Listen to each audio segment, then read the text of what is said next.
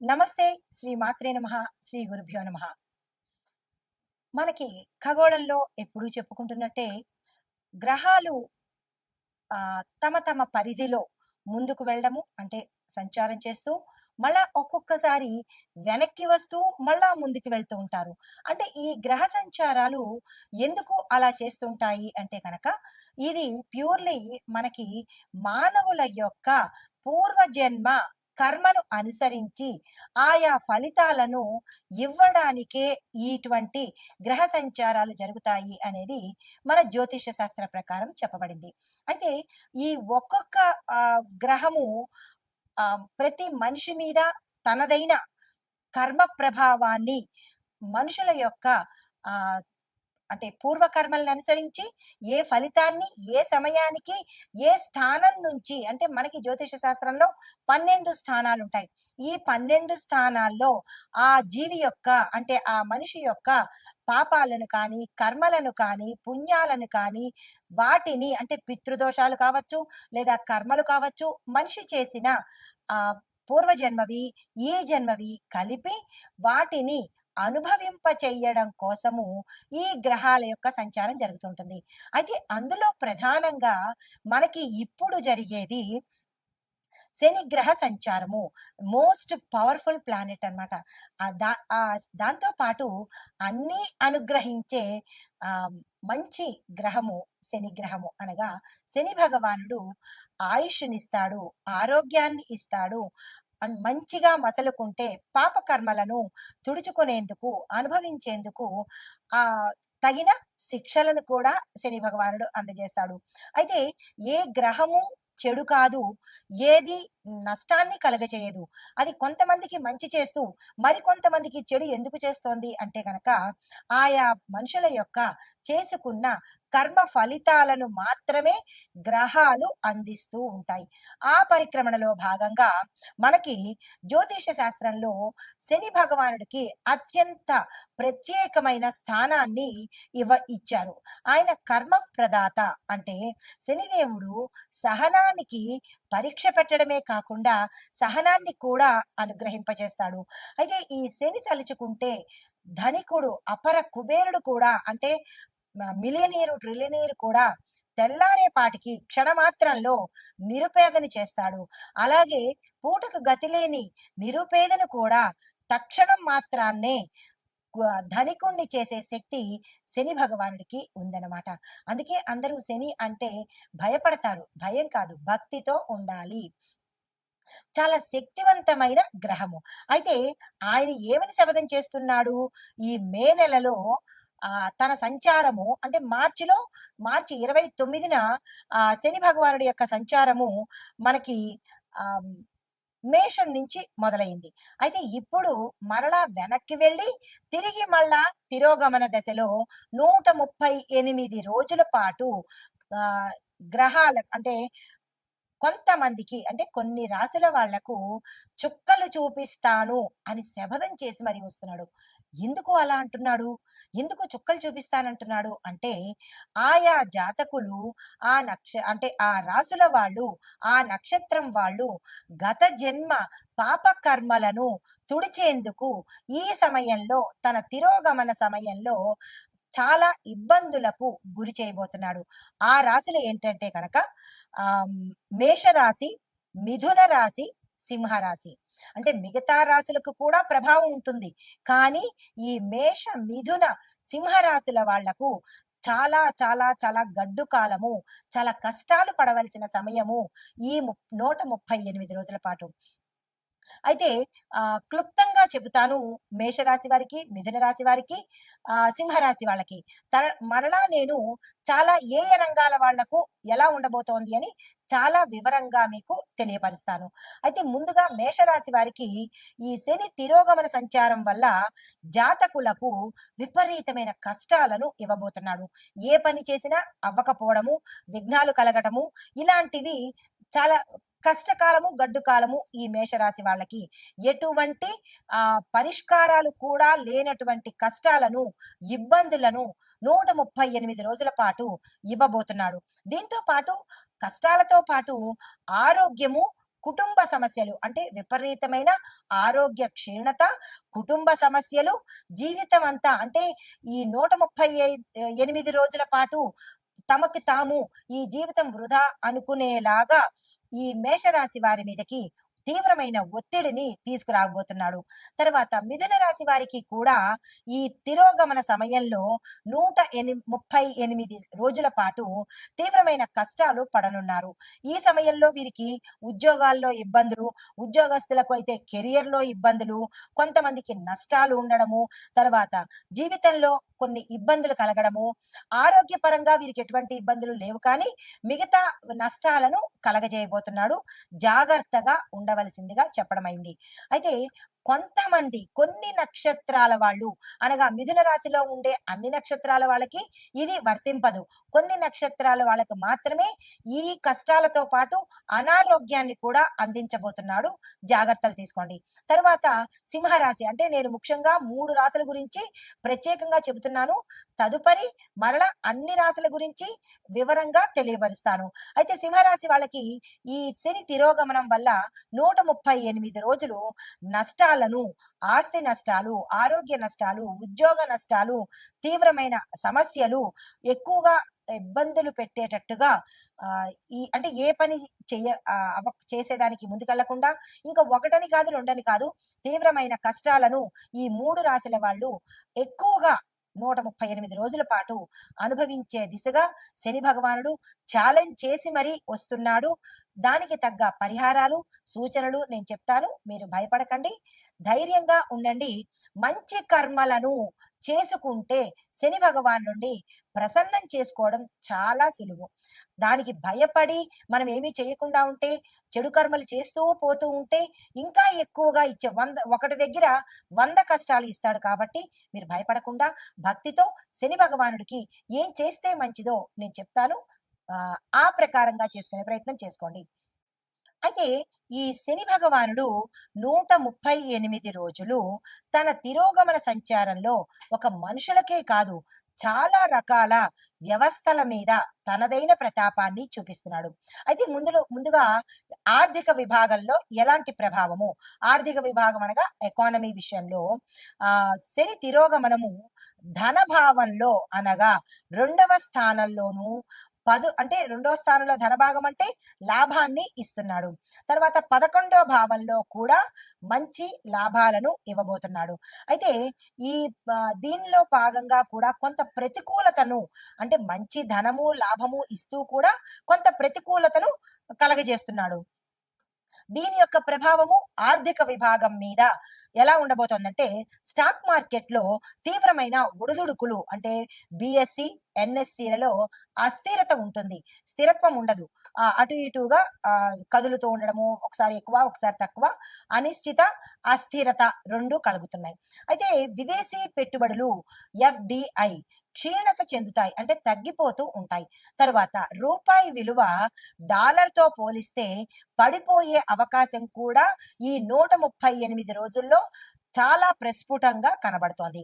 అయితే బడ్జెట్ లో వ్యయం ఎక్కువ అవుతుంటాయి అంటే ఎక్కువగా ఖర్చులు అయ్యే అవకాశము, ఆదాయము తక్కువ అయ్యే అవకాశము.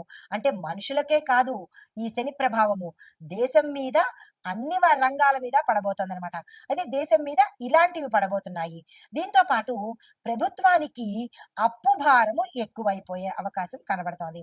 గోల్డ్, రియల్ ఎస్టేట్ మార్కెట్ లో కాస్త పెరుగుదల ఎక్కువ ఉండడంతో పాటు ద్రవ్యోల్బణ భయం కూడా ఈ సమయంలో కలగబోతోంది.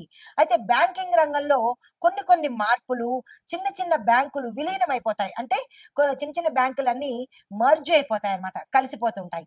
అయితే దీనికి మనం సూచన ఏం చేసుకోవాలి అంటే కనుక ప్రభుత్వానికి విత్త వ్యవహారాలు అంటే డబ్బుతో కూడినటువంటి వ్యవహారాలు చాలా చేయవలసిన అవసరం ఈ సమయంలో ఉంది. నూతన పెట్టుబడుల మీద ప్రత్యేకమైన దృష్టి ప్రభుత్వం తెచ్చుకోవాలి. తరువాత రక్షణ విభాగం మీద ఎలాంటి ప్రభావము అంటే డిఫెన్స్ అన్నమాట. దీని మూలకంగా శని తిరోగమనంలో సైనిక స్థిరత్వ భవనాలను అంటే భావాలను ప్రభావితం చేస్తుంది. అంటే సైనికులలో స్థిరత్వ భావాలను కలగజేస్తుంది. దీని యొక్క ప్రభావం ఎలా ఉండబోతోంది అంటే గనక సరిహద్దు ప్రాంతాలలో అంటే ఎల్ఓసి LAC అంటే ఈ ప్రాంతాలలో అప్రమత్తత పెరుగుతుంది. అంటే ఆ ప్రాంతాలు చాలా అలర్ట్ అవుతాయన్నమాట. ఇప్పటికే అలాంటివి జరిగాయి. ఇంకా జరగబోతున్నందుకు దేశం మనకి ప్రత్యామ్నాయాలు తీసుకుంటుంది. రక్షణ కూడా కల్పిస్తుంది.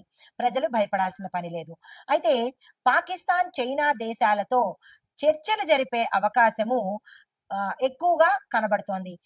ఈ విషయం ఆల్రెడీ దీనికన్నా ముందు మనకి అర్థమైపోయింది కదా! అంటే జ్యోతిష్యము నమ్మకమైన శాస్త్రం ఇది. ఆషామాషీది కాదు. జరగబోయేది చెప్పేదే జ్యోతిష్యం అనమాట. దీన్ని కొంతమంది ఏంట్లే అని ట్రాష్ అని తీసేస్తుంటారు. మనకి ప్రత్యక్ష నిదర్శనాలు కనిపిస్తున్నాయి కదా! నమ్మక తప్పదు. నమ్మాలి. అయితే చిన్నిపాటి సంఘర్షణలు కూడా జరిగే అవకాశాలు గోచరిస్తున్నాయి. అయితే దేశీయ రక్షణ పరిశ్రమ అంటే మీడియా ఇనిషియేటివ్ కొన్ని బలహీనతలు బయటపడే అవకాశం కనబడుతోంది. అయితే సైనిక వ్యయాలు అంటే సైనికుల్ని మనం తెచ్చుకోవడం కోసం కొంత ఖర్చులు పెట్టవలసిన అవసరం కూడా ఈ సమయంలో కనబడుతోంది. మరి దీనికి సూచన ఏం చెయ్యాలి అంటే గనక రక్షణ రంగానికి బలమైన మద్దతును ఇవ్వాలి. వాళ్ళని బలోపేతం చెయ్యాలి. వాళ్ళని సపోర్ట్ చెయ్యాలి. సరిహద్దు ప్రాంతాల్లో ముందస్తు జాగ్రత్తలు తప్పనిసరిగా తీసుకోవాలి. అయితే ఇది రక్షణ విభాగానికి. మరి వ్యవసాయ విభాగానికి ఎలాంటి పరిణామాలొస్తున్నాయి అంటే, దీనికి మూల కారణము వృషభము, కర్కాటక స్థానాల్లో అంటే వృషభ రాశిలోను, కర్కాటక రాశిలోను శని తిరోగమనం ప్రభావము అంటే తిరోగమనం చేస్తున్నాడనమాట. మేషం నుంచి వృషభానికి ఇప్పుడొస్తున్నాడు. వృషభము, కర్కాటకము. మళ్ళా ఈ రెండిట్లోంచి తిరోగమనం చేయడం వల్ల ఏమవుతోంది? దాని యొక్క ఫలితాలు వర్షపాతము అసమతుల్యతగా ఉంటుంది. అంటే కాసేపు ఎక్కువగా వర్షం రావడము, కాసేపు తగ్గిపోవడము. వర్షాపాతంలో వర్షాలు పడే దానిలో కరెక్ట్ గా ఇది అని యథావిధంగా ఉండదన్నమాట. కొన్ని ప్రాంతాల్లో వర్షాలు ఎక్కువ, కొన్ని ప్రాంతాల్లో అసలు వర్షాలే ఉండవన్నమాట. అయితే ఖరీఫ్ పంటలకు ఇది మిశ్రమ ఫలితాలు ఇచ్చే సమయము. ధాన్యము, పప్పు దినుసులు కొద్దిగా ధరలు తగ్గే అవకాశం కూడా కనబడుతోంది. అయితే రైతులకు రుణభారాలు పెరిగిపోయే అవకాశం ఉంది. రైతులు చాలా జాగ్రత్తగా ఈ 138 రోజులు చాలా చాలా చాలా జాగ్రత్తగా వ్యవహరించుకోవాలి. అయితే ప్రభుత్వం మద్దతు ధరలు పెంచే ప్రయత్నం కూడా చెయ్యవచ్చు. ప్రభుత్వం కూడా ధరలు పెంచే ప్రయత్నాలు చేస్తోంది. అయినప్పటికీ నిరాశ చెందకండి. దీనికి సూచన ఏంటంటే సాగునీటి ప్రణాళికలను మనం బలోపేతం చేసుకోవాలి. దీంతో పాటు బీమా కార్యక్రమాలు అంటే ఇన్సూరెన్స్లు ఇంకా ఎక్కువగా ముందుకు తీసుకెళ్లి బలోపేతం చేసుకోవాలి. అయితే తర్వాత మనకి న్యాయ వ్యవస్థ మీద అంటే జ్యుడిషియరీ మీద ఎలాంటి ప్రభావం చూపిస్తోందంటే దీనికి మూల కారణం ఏమిటి అంటే శని తిరోగమనము న్యాయస్థానం సంబంధించిన స్థానంలో తన యొక్క ప్రభావము ఎక్కువగా చూపిస్తోంది. ఆ ప్రభావం మూలకంగా ఏం జరుగుతుంది అంటే కొన్ని కీలకమైన కేసుల తీర్పులు ఆలస్యం అవుతాయి. అంటే మోస్ట్ ఇంపార్టెంట్ కేసులు ఏవైతే ఉంటాయో ఆ కేసులు జాప్యం జరిగి డిలే అయ్యే అవకాశం కనబడుతోంది. కొన్ని సంచలన తీర్పులు హై ప్రొఫైల్ కేసెస్ ని జాతీయ చర్చకు దారితీస్తాయి. న్యాయ సంస్థల పట్ల ప్రజల నమ్మకం కొంత లోటు అంటే ప్రజలకి నమ్మకం కూడా తగ్గిపోయే ప్రమాదము ఈ సమయంలో కనబడుతోంది. సూచన అంటే దీనికి మనం ఏం చేయాలి? న్యాయ ప్రక్రియను ఫాస్ట్ గా చేయాలి. అంటే దీన్ని కొన్ని సంవత్సరాల పాటు అలా పొడిగించకుండా గతంలో అనేవాళ్ళు అట్లాంటి నానుడి ఇప్పుడు చెయ్యకుండా ఈ కేసు వచ్చిందంటే దాని పరిణామము అంటే ఆ కేసుని త్వరితగతిన క్లోజ్ చేసేటట్టుగా చేస్తేనే ప్రజలకు న్యాయ వ్యవస్థ మీద నమ్మకం పెరుగుతుంది. తర్వాత ఈ నమ్మకం పెరగడం కోసం తక్షణ చర్యలు తీసుకోవాలి. తర్వాత వాతావరణం మీద ఈ శని ప్రభావం ఎలా ఉండబోతోందంటే ఈ శని తిరోగమనము వాతావరణం మీద కూడా తీవ్రమైన ప్రభావాన్ని చూపిస్తున్నాడు. అవి ఎలాంటి ప్రభావాలంటే కనుక అకస్మాత్తుగా మిడిమిడి వర్షాలు పూర్తిగా కూడా కాదు, సగం సగం వర్షాలు, అటు ఎండ ఇటు వాన రెండు కలిపి ఉండేటట్టుగాను, పశ్చిమ మరియు తూర్పు తీరాల్లో తుఫాన్లు వచ్చే అవకాశం చాలా ఎక్కువగా కనపడుతోంది. అయితే కొన్ని చోట్ల తీవ్రమైన వడగండ్ల వానలు కూడా పడే అవకాశం కనబడుతోంది. హిమాలయ పరిసర ప్రాంతాల్లో, నార్త్ ఇండియా ప్రాంతాల్లో మంచుగడ్డలు ప్రవాహంలాగా వచ్చే అవకాశం కూడా కొన్ని చోట్ల కనబడబోతోంది. జాగ్రత్తలు తీసుకోండి. అయితే కొన్ని రాష్ట్రాల్లో ఉష్ణోగ్రతలు సాధారణ స్థాయికి మించిపోయి వస్తాయి. 44ని దాటి 50ని టచ్ చేసి 51 దాకా వెళ్ళే అవకాశాలు కూడా కొన్ని చోట్ల కనబడబోతున్నాయి. జాగ్రత్తలు తీసుకోండి. అయితే మరికొన్ని చోట్ల స్వల్ప భూకంపాలు కూడా వచ్చే స్థాయి కూడా ఇక్కడ గోచరిస్తోంది. చాలా జాగ్రత్తలు తప్పనిసరిగా ముందస్తు చర్యలు తీసుకోవాల్సిందిగా చెప్పడం జరిగింది. అయితే దీనికి సూచన ఏంటి మరి అంటే కనుక వ్యవసాయ వాతావరణ ఆధారితంగా ముందస్తు హెచ్చరికలు తప్పనిసరిగా తీసుకోండి. ఇందులో నేను చెప్పినవి ఏది అక్షరం పొల్లు పోవడం లేదు. ఎందుకు అంటే ఇది శాస్త్రపరంగా తీసుకొని చెప్పినవే తప్ప ఆషామాషిగా చెప్పిన విషయాలు ఇందులో ఒక్కటి కూడా లేదు. కాబట్టి చాలా జాగ్రత్తలు తీసుకుని దానికి తగ్గ సూచనలు చేసుకోండి. అయితే ఎక్కడికక్కడ ప్రభుత్వం కానీ, ఆయా ప్రాంతాల్లో ఉండే నాయకులు గాని హెల్ప్ డెస్కులు ఏర్పాటు చేయండి. తరువాత సామాజిక రాజకీయ స్థితి ఎలా ఉండబోతోందంటే సోషియో పొలిటికల్ సిచ్యుయేషన్స్, దీనికి మూల కారణం మన శని భగవానుడే. ఆయన ఏం చేస్తున్నాడు అంటే ఎక్కువగా వీటి మీద, ఈ దీని మీద సామాజికంగా ఎక్కువ ప్రభావాన్ని చూపించబోతున్నాడు. అయితే దాని యొక్క స్థితి ఎలా ఉండబోతోంది అంటే కనుక కొన్ని రాష్ట్రాల్లో రాజకీయ అస్థిరత, ఫిరాయింపులు అంటే ఒకళ్ళ మీద ఒకళ్ళు నెట్టేసుకోవటము, ప్రభుత్వంలో మార్పులు చేర్పులు కూడా జరిగే అవకాశాలు చాలా ఎక్కువగా కనబడుతున్నాయి. అయితే మరొక విషయము, ప్రజల్లో ప్రభుత్వ విధానాల మీద తీవ్రమైన అసంతృప్తి, ఇష్టం లేని తనము ఇక్కడ ఎక్కువగా కనబడే అవకాశం కనబడుతోంది. అయితే నిరసనలు, ఉద్యమాలు జరిగే అవకాశము, విస్తృతంగా పెరిగే అవకాశం కూడా ఇక్కడ చాలా ఎక్కువగా కనబడుతోంది. కొన్ని చోట్ల దళితులు, గిరిజనులు తమ హక్కుల కోసము పెద్ద స్థాయిలో ఉద్యమాలు కూడా జరిగే అవకాశాలు సూచనప్రాయంగా కనబడుతున్నాయి. కొత్త రాజకీయాల కూటములు ఏర్పడతాయి, పొత్తులు కూడా ఏర్పడే అవకాశం కనబడుతోంది. అయితే మరి దీనికి సూచన ఏం చేయాలి అంటే కనుక ప్రజల సమస్యలను తక్షణమే ఆలకించాల్సిన అవసరం తప్పకుండా ఉంది. రెండవది, మద్దతుదారులను చక్కదిద్దే రాజకీయ మౌలిక మార్పులను తక్షణమే తీసుకోవాలి. ఇవి మనకి చెప్పదగిన సూచనలు. అయితే ఆ ఓవరాల్ గా చూసినట్టయితే కనుక సామర్థ్యం ఉన్న నాయకత్వము, తరువాత సూక్ష్మ ఆర్థిక విధానాలు, బలమైన రక్షణ ప్రణాళికలు తీసుకుంటేనే కొంత రెమెడీస్ కల్పించే అవకాశం కనబడుతోంది. వీటి మీద తప్పనిసరిగా ప్రభుత్వం కానీ, ప్రజలు కానీ, నాయకులు కానీ దృష్టి పెట్టాల్సిన అవసరం 100% ఉంది.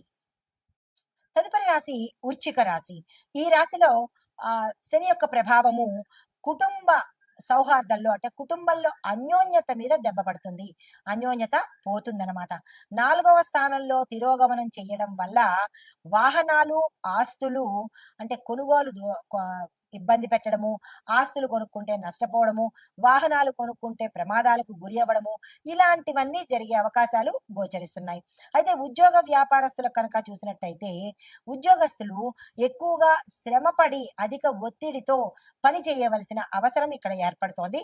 వ్యాపారస్తులు తమ భాగస్వామ్యాల్లో ఎవరైతే పార్ట్నర్స్ ఉంటారో వాళ్లతో విభేదాలు వచ్చి మధ్యలోనే డ్రాప్ అయిపోవడము, లేదా అంటే ఆ భాగస్వామ్యాన్ని రద్దు చేసుకోవటము, వారితో గొడవలు పడి విడిపోవడము, ఇలాంటివన్నీ డిస్టర్బెన్సెస్ ఈ సమయంలో జరిగే అవకాశం కనబడుతోంది. అయితే ఆరోగ్యపరంగా చూసుకున్నట్టయితే ఊపిరితిత్తుల సమస్యలు, లంగ్స్ ఇన్ఫెక్షన్స్ కానీ, లంగ్స్ డ్యామేజ్ అవ్వడం కానీ ఇలాంటివి ఎక్కువగా గోచరిస్తున్నాయి. దానికి సంబంధించిన జాగ్రత్తలు తీసుకోండి. అయితే మీకు చెప్పదగిన పరిహారము, శనివారం రోజు నల్ల గోధుమలను పక్షులకు పంచండి. అంటే పక్షులు వచ్చే దగ్గరికి వెళ్ళి అక్కడ మీ శక్తి కొద్దీ ఏవో గుప్పెడో లేతే ఓ చిన్న టీ స్పూన్ ఫుల్లో కాకుండా మీ యథాశక్తి కొన్ని ఒక కేజీ, కేజీంపావు ఇలా మీ శక్తి కొద్దీ నల్ల గోధుమలు తీసుకొని పక్షులు ఎక్కువగా ఉండే చోటుకి వెళ్ళి ఇలా చల్లుతూ అవి తినే ప్రయత్నం చేసినట్టయితే కనుక కొంత ఉపశమనం కలిగే అవకాశము, కొంత కష్టం నుంచి విడిపడే అవకాశం కనబడుతోంది. దీంతో పాటుగా శని చాలీసా, శని భగవానుడి యొక్క చాలీసాని ప్రతి శనివారము తప్పనిసరిగా చదివే ప్రయత్నం చేసుకోండి. ఇది ఈ రాశిలో ఉండే వారికి చెప్పదగిన గోచార ఫలితాలు, పరిహారాలు, సూచనలు.